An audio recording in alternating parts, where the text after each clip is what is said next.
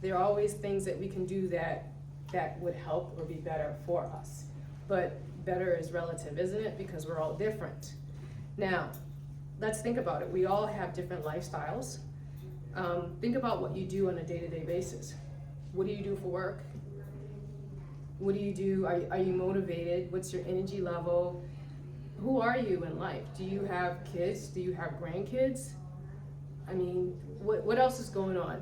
Or better yet, is there an occasion coming up? Are you getting married? Are you in a wedding? Does someone you know, are they getting married? Is something going on with them? Are you going on vacation? Are you running a marathon? Do you play golf? Do you run? And I'm sure each of you can say yes to one of these in some way, shape, or form, but the point is you are all different. So I would never expect all of you to eat the same way, and you, believe it or not, all of you do not need to eat the same way, because you are individual. So I would never expect to say, oh, okay, so you go over here and you eat that, and oh, and by the way, you shouldn't eat that, leave the pasta alone, that's not for you. And Betty at the brownie, I didn't try the brownie, they look good though. Leave the brownie alone. That's as people, we need balance.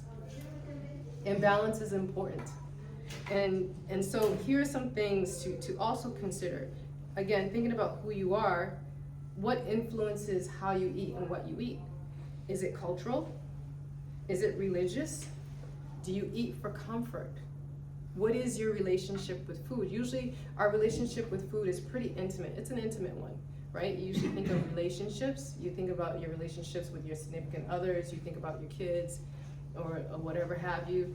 Food is actually kind of the same way. Think about it. How often do we really dig in and talk about what we're eating and how we're eating and how often we're eating and why we eat?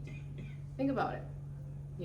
You're having a bad day, and you go home, you sit down. I get this all the time, and I'm like, well, I had to have wine. Okay, how many glasses did you have? 3. Fine. Is that just one night a week you do that? No.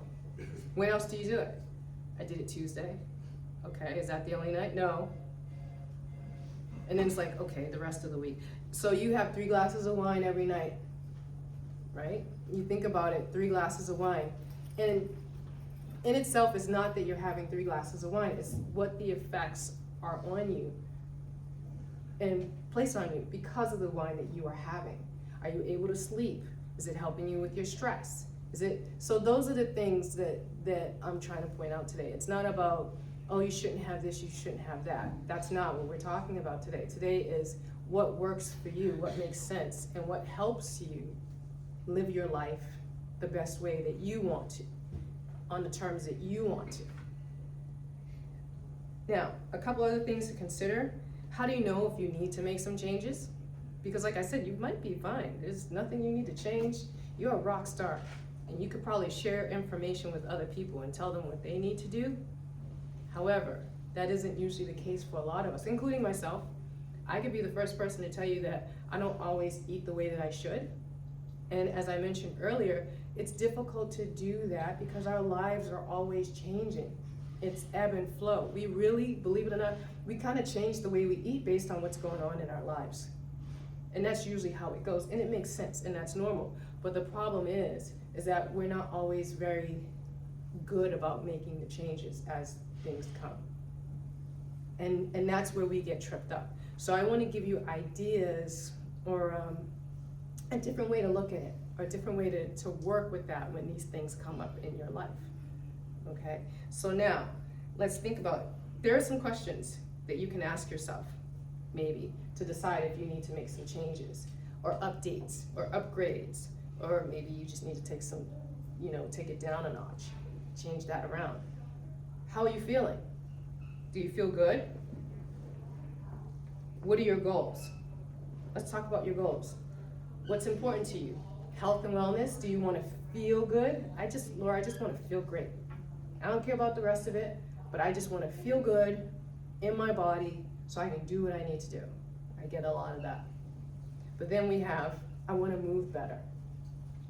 Now, I'll be the first person to say that I've had my share of injuries, because they help me, and I'll be the first person. I've had torn meniscus, I've had whiplash, herniated disc, I've had a